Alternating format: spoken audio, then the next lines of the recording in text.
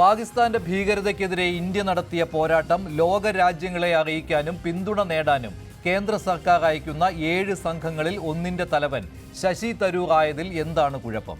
തരൂർ പറയുന്നത് കോൺഗ്രസും സർക്കാരും തമ്മിലാണ് പ്രശ്നമുള്ളത്, രാജ്യമുണ്ടെങ്കിലേ രാഷ്ട്രീയമുള്ളൂ എന്നാണ്. ഒരു ഇന്ത്യൻ പൗരനെന്ന നിലയിലാണ് സേവനം ആവശ്യപ്പെട്ടപ്പോൾ ക്ഷണം സ്വീകരിച്ചതെന്നും.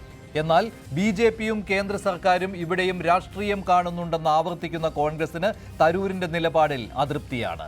രാഹുൽ തെരഞ്ഞെടുത്ത് കോൺഗ്രസ് നൽകിയ 4 പേരുകളിൽ തരൂർ ഉണ്ടായിരുന്നില്ല. വിശ്വപൗരനെ കോൺഗ്രസ് തഴഞ്ഞതെന്തിന്?